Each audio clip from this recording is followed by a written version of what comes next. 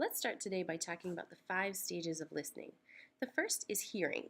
This is the physiological aspect of actually knowing what the speaker said as you are being an active listener. This can be influenced by outside factors such as noise and distraction, but also by internal factors such as medical issues. In the US alone, more than 22 million people suffer from some level of hearing impairment. This means what the speaker is saying may not, in fact, be what the listener is hearing, and this again is a physiological issue.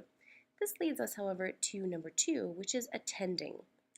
As a listener, if you're attending to the conversation, then you are psychologically involved in the conversation. So, if I have an interest, a desire to learn more, or am just generally a good listener, then I'm probably attending more to a conversation than someone who may be distracted or is otherwise not engaged in the conversation in some way. For instance, when my husband talks about the various players, drafts, all the things that happen in the many fantasy sports teams he participates in, I generally am not attending to that conversation. I may change that process, however, during specific times. For instance, when he says I'm in first place and it pays, suddenly I'm very attentive to that conversation. Now I'm listening to players. Now I want to know who's playing when. How many points ahead are you again? Suddenly I've become much more attentive. We see this in lots of ways. If your professor, for instance, says, "You'll see this again," most likely suddenly you're much more interested in that. The assumption being made, of course, is that if I'm attending to this conversation, I will probably see this on an exam later. The third step is understanding.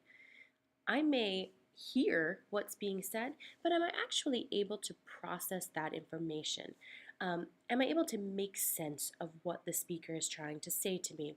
So it's completely possible to complete steps one and two, to hear it and to attend to it, but not to understand it. I have joked previously in this course about my limited math abilities in comparison to the humanities. However, that is again an example that works here. I might have heard what the professor said. I might have even been paying attention to it. Can I actually understand what's being said? This is where questioning comes in as part of active listening, which we'll continue to talk about later in this week's lesson. Also, responding. Responding as a listener is the act of giving observable feedback. I'm showing you in some way that I'm paying attention to what you have to say. Again, we come back to that nonverbal body language. So it could be something as simple as a head tilt. I might be leaning forward. I might be demonstrating to you in some physical fashion that I am actively paying attention to what you're saying. Again, you need steps 1 through 3 for step 4 to fully have an impact, because plenty of students sit in class leaning forward, seemingly paying attention, but then it's reflected later that they weren't actually listening, or in some cases even hearing what was being said. The fifth step is remembering.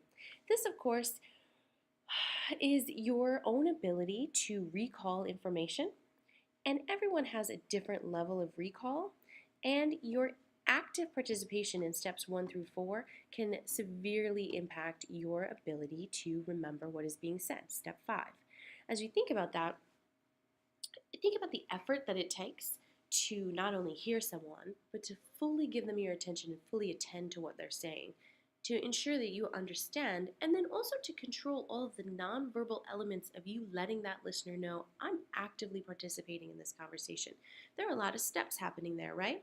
So what's the point if you can't remember it? Here are some key things to recall. Research shows that people recall only about 50% of what they hear immediately after hearing it. So already, what I've told you, you probably only remember half of. Those, within 8 hours, those same people will drop another percent. So they will only recall 35% 8 hours from now. So if you already know that you're going to lose that level of information, then it's even more essential that you're actively participating in that listening process. How can we become better at recall? What are ways that you might listen differently in a class lecture?